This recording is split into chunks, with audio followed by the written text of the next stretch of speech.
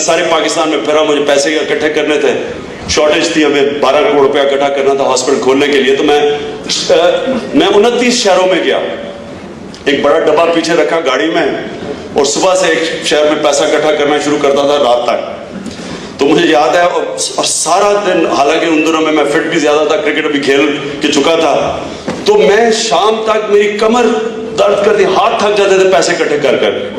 تو صبح سے لے کے شام تک میں پیسے اکٹھے کرتا تھا, اور میرے پیچھے لوگ پڑے ہوتے تھے, مجھے لوگ دعوت دے رہے ہیں, جی آپ ادھر بھی آئیں, ادھر بھی.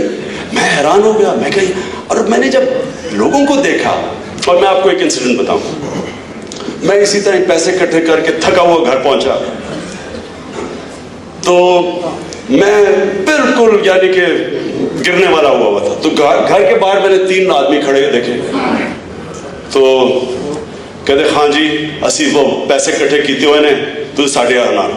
اور میں نے کہا فکر نہ کرو, میں کہا تمہارے پیسے کی مجھے ضرورت نہیں, میرے کافی اکٹھے ہو گئے ہیں. وہ جائے نا, کہتے جی ہم نے پیسہ اکٹھا کیا ہوا آپ کے لیے. میں بڑا مشکل سے اپنے آپ کو کنٹرول کیا. وہ کھڑے آگے سے کھڑے ہو جائے, نہیں جی ہم نے پیسہ اکٹھا کیا. پیچھے شاہ کی گڑی تھی میرے زمان پاک کے پیچھے, میں نے کہا چلو ٹھیک ہے.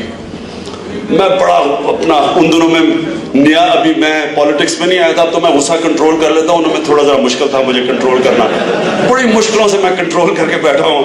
وہ گاڑی جاتی ہے ایسے ایسے کر کے پیچھے شاہ کی گڑی میں, تو اترتے ہیں ہم, تو وہ گلیوں میں مجھے لے جاتے ہیں. میں گلیوں میں, اب پالیٹکس میں تو عادت ہوگی, ان دنوں میں مجھے عادت ہی نہیں تھی. گلیوں ایسی بو آ رہی ہے, گند پڑا ہوا ہے سارا طرف. میں ان کی طرف شکل دیکھوں, میں کدھر ہے, بس یہ ابھی ایسا کرتے کرتے لے گیا مجھے. تھوڑی دیر کے بعد میں دیکھتا ہوں کہ ایک مسجد میں لے جاتے ہیں. میں مسجد جاتا ہوں, میں ادھر ادھر, میں کدھر ہے پیسہ, میں ابھی اس سے پوچھ ہی رہا ہوتا ہوں, تو وہ لاؤڈ اسپیکر پکڑ کے, اچھا جی عمران خان مسجد میں آ گئے, جس نے پیسہ دینا ہے آ جائے پیسہ دینے میں.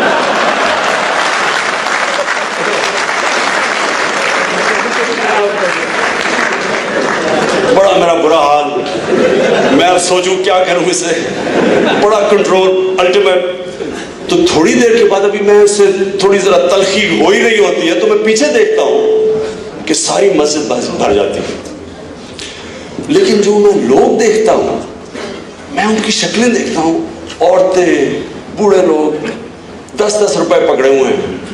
میں, اور جنرلی مجھے اتنا افیکٹ ہوتا ہے اس سے, میں کہتا ہوں دیکھیں آپ اپنے پیسے رکھیں, آپ فکر نہ کریں, میں ہاسپٹل بنا لوں گا آپ کے پیسے کے بعد. نہیں جی ہم نے اس میں حصہ لینا ہے, اور ہماری خوشی ہے اس میں. اور مجھے 5-5, 10-10 روپے ان غریب لوگوں نے پکڑائے. تو میں نے ان سے پوچھا, میں آپ سے اسلام کی بات کر رہا تھا, میں نے ان سے پوچھا, میں نے کہا کہ آپ کیوں دے رہے ہیں پیسہ؟ اپنی آخرت کے لیے دے رہے ہیں, اپنی آخرت کے لیے دے رہے ہیں, اپنے سے ہٹ کے دوسروں کا سوچو.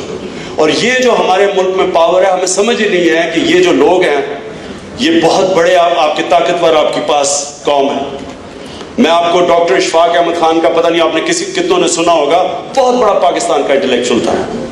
تو ڈاکٹر اشفاق احمد خان مجھے ایک دفعہ کہانی سنا رہے, کہتے کہ میں ایک دفعہ گیا چائنا چیئرمین ماؤ کو ملنے, کیونکہ ان کا بڑا ہیرو تھا چیئرمین ماؤ. تو کہتا ہے چیئرمین ماؤ کا ایک دن ہوتا تھا جو یانگسی دریا, دی گریٹ پاتھ, وہ دریا کو پار کرتا تھا. تو ہزاروں لوگوں کی لائنیں لگی ہوتی تھی, وہ بھی لائن میں کھڑے ہو گئے. تو جب ان کی باری آئی چیئرمین ماؤ سے ہاتھ ملانے کے لیے, تو چیئرمین ماؤ نے پوچھا کہ ویئر آر یو فرام؟ اس نے کہا پاکستان. تو کہتا چیئرمین ماؤ اس کو کہتا گریٹ کنٹری. تب ڈاکٹر اشفاق احمد خان تو سوچے کہ کیا یہ واقعی سیریسلی کہہ رہا ہے یا میرا کوئی مذاق تو نہیں اڑا رہا, کیونکہ آپ کو پتہ ہے ہمیں تھوڑی سیلف اسٹیم کا تو ہمارے حکمرانوں کی وجہ سے پرابلم ہو گیا, کیونکہ وہ کہہ دیتا آئی ایم اٹیلین, وہ بڑا خوش ہو جانا تھا. تو کہتا اٹس اے گریٹ کنٹری. اور پھر کہتا اس نے مجھے ایک واقعہ بتایا, کہتا اس کا ایک ایمبیسڈر تھا جو کراچی کے اندر ایک برج پارٹنر تھا اس کا. تو ایمبیسڈر, چائنیز ایمبیسڈر اور برج پارٹنر جب برج کھیل رہے تھے, تو ایک دن وہ دیکھے کہ بڑی گرمی میں وہ جائے غسل خانے میں اپنے اوپر پانی پھینک کے پھر آ جائے. تو اس نے اسے پوچھا کہ واٹس دا پرابلم, کیا مسئلہ کیا؟ کہتا میں پانی نہیں پی سکتا, گرمی بڑی ہے. اس نے کیوں؟ کہتا میں نے روزہ رکھا ہوا ہے. تو وہ چائنیز کہتا کہ چپ کر کے اس خانے میں جا کے پانی پی لو، کس نے دیکھنا ہے؟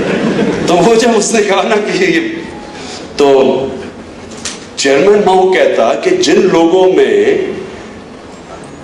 کسی ایک سپیریئر پاور کے لیے اس طرح کی سیلف ڈینائل ہے، یہ بڑی تکڑی قوم ہے، لیکن تمہیں ابھی نہیں پتا اور یہی میں نے اس مسجد میں دیکھا، اس مسجد میں نے دیکھا کہ جن لوگوں میں قربانی کا یہ جذبہ ہے، یہ بڑی تکڑی قوم ہے۔ جب زلزلہ آیا تو میں دوسرے تیسرے دن پہنچ گیا، میں نے اپنی آنکھوں سے جو سینز دیکھے ہیں، اب میں یہ ہیٹی میں جو زلزلہ ہے یہاں کے سینز دیکھیں، اور میں نے جو وہاں بالا کوٹ میں پہنچا وہاں سینز دیکھے، 3 میل کا پہلے تو گاڑیوں کا کیوں لگا ہوا تھا، 3 میل کا، اور سارے جگہ لوگ، کوئی بوڑھے بچے نوجوان امیر غریب جس کو جو ملے وہ سارے پہنچ گئے۔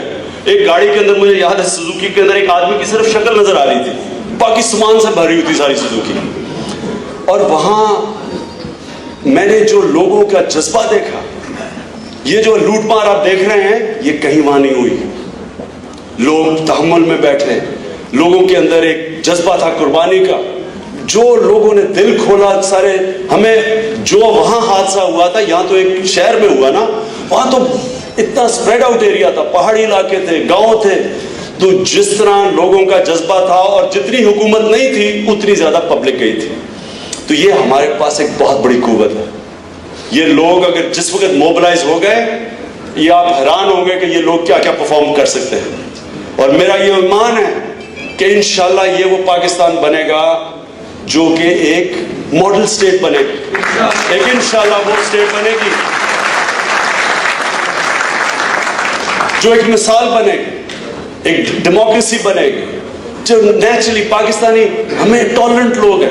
یہ کہنا کہ جی ہم اسلام ٹالرنٹ، لوگ ہمارے بڑے سخی ہیں، ہاسپٹیبل ہیں، اور یہی پاکستان انشاءاللہ ایک لیڈرشپ پرووائڈ کرے گا، ایک مثال بنے گا باقی مسلمان دنیا کو، فلاحی اسلامی ریاست بن کے۔